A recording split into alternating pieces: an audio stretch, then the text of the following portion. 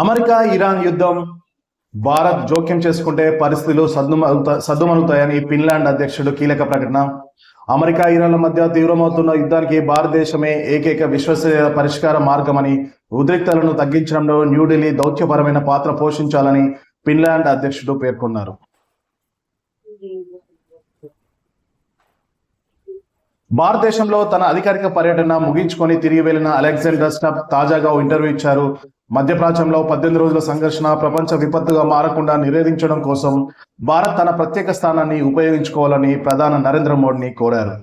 America Iran మధ్య శాంతి మధ్యవర్తిత్వం చేయడంలో భారతదేశం సహాయపడగలదని ఫిన్లాండ్ అధ్యక్షుడు అలెగ్జాండర్ అభిప్రాయపడ్డారు.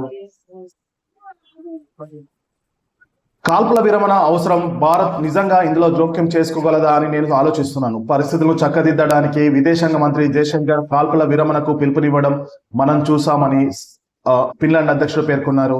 భారత్కు అటు అమెరికా ఇజ్రాయెల్తోనూ మరోవైపు ఇరాన్తోనూ స్నేహ సంబంధాలున్నాయని గుర్తు చేశారు. ఇరు పక్షాలు న్యూఢిల్లీ పట్ల నమ్మకంగా ఉంటాయనేసి ఆయన వ్యాఖ్యానించారు.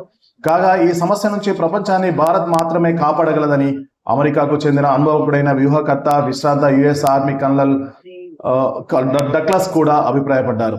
ఈ విపత్కర పరిస్థితుల నుంచి బయటపడడానికి భారతదేశం వైపు చూడాలని అధ్యక్షుడు డొనాల్డ్ ట్రంప్ నాకు బహిరంగంగా సలహా ఇచ్చారు. అమెరికా క్షిపణి నిల్వలు తరిగిపోతున్నాయని, మరోవైపు చమురు సంక్షోభం పెరుగుతుందని, వీటిని నివారించడానికి దౌత్యపరమైన నిష్క్రమణే ఏకైక మార్గమని మార్క్ గ్రెగర్ హెచ్చరించారు. యుద్ధం ఆగాలంటే అధ్యక్షుడు ట్రంప్ ప్రధాని మోడీకి ఫోన్ చేయాలని సూచన చేశారు. ఇక ఫిన్లాండ్ అధ్యక్షుడు కీలక ప్రకటనను స్వాగతించాల్సిందిగా ప్రపంచ దేశాలు వ్యక్తీకరిస్తున్నాయి. ఇటు భారత్ అటు ఇరాన్ కు మిత్ర దేశంగాను, మరొక వైపు అమెరికా ఇజ్రాయెల్ కూడా నమ్మకమైన దేశంగాను ఉంది. ఈ ఇరాన్, ఇజ్రాయెల్, అమెరికా మధ్య యుద్ధం ఆగాలంటే భారత్ పెద్దన్న పాత్ర పోషించాలని పలువురు అంతర్జాతీయ నిపుణులు సూచనలు చేస్తున్నారు.